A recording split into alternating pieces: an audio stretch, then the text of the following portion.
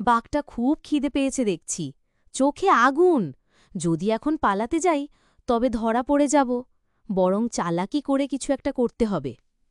কি ব্যাপার বাঘমামা, এমন মুখ শুকনো কেন? শিকার জটিনি নাকি?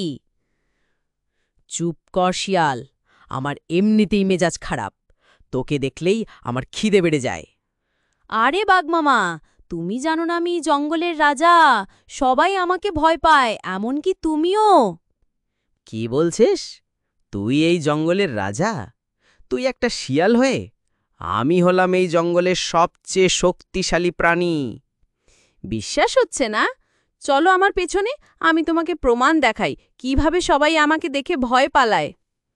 দেখি তো শিয়ালটা কি করে। দেখলে তো, সবাই আমাকে দেখেই ভয় পালিয়ে যাচ্ছে। আহা, এ কি! শিয়াল এত ভয়ানক যে প্রাণীরা তার পাশ দিয়ে গেলেই পালিয়ে যায়? ও তো সত্যিই রাজা। ঠিক আছে শিয়াল মামা, আমি মানলাম তুমিই রাজা। এখন আমাকে ছেড়ে দাও।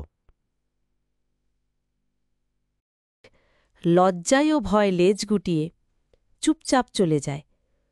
শিয়াল মনে মনে, চালাকি না থাকলে আজ আমার আর রক্ষা ছিল না। নীতিকথা, বর্ণনাকারীর অংশ।